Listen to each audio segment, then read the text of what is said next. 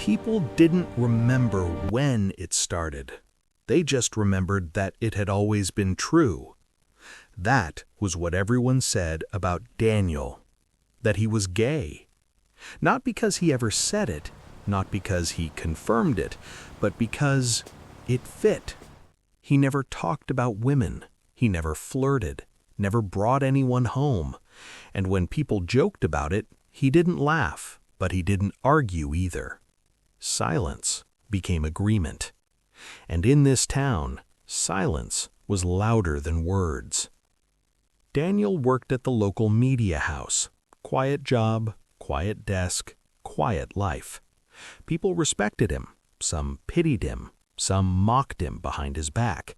But no one asked questions anymore because they thought they already had the answer. And Daniel let them. There was a reason he kept his head down, a reason he avoided old friends, a reason he never attended reunions, a reason certain names made his hands shake. But no one noticed that part. They only noticed the label. The first time someone said it out loud, Daniel was 22. A coworker laughed and said, "So, are you ever bringing your boyfriend around, or should we stop asking?" The room went quiet. Daniel felt it then, that moment where the truth stands in front of you, waiting to be spoken. And he said nothing. Not because he was ashamed, but because the last time he told the truth, it ruined someone else's life and nearly destroyed his own. If you're enjoying this story so far, pause for a second and subscribe. Stories like this unfold slowly, and part 2 will change everything you think you know. Years passed. The label stuck.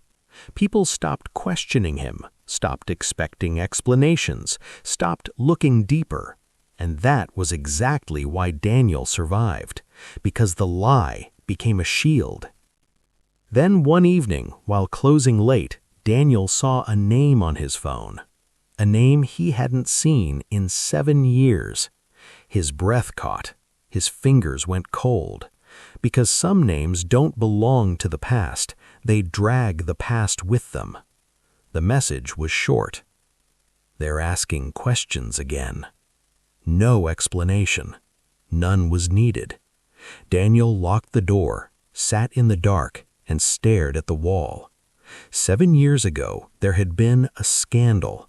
The kind that ruins families, the kind that ends careers, the kind that doesn't fade quietly. Someone had needed a way out, and Daniel had stepped forward. Not because he was guilty, but because he was available. After that night, everything changed. His reputation, his friendships, his future. And somehow, the rumor about him spread faster than the truth ever could. He never corrected it, because once people believed he was gay, they stopped asking the wrong questions. If you think this is just a story about identity, keep watching, because it's really about sacrifice, silence, and what it costs to protect someone who never protected you back. The message came again the next day. Someone from before is back in town. Daniel didn't ask who. He already knew. There were only a few people who could undo the lie, and they all knew what really happened. That night, Daniel dreamed of flashing cameras, of whispers, of doors closing. He woke up with one thought repeating in his mind. What if the past doesn't want to stay buried anymore? At work, he noticed the stares again. Not the usual ones. These were curious, measuring, dangerous. Someone was connecting dots. And then the worst thing happened. A woman walked into the office. She looked older, stronger. And when her eyes met Daniel's, she froze. Not in shock, but in recognition. The room didn't notice, but Daniel did, because she was there that night. He turned away, pretended not to know her, but the past doesn't disappear just because you refuse to look at it. Before leaving, she slipped a note onto his desk.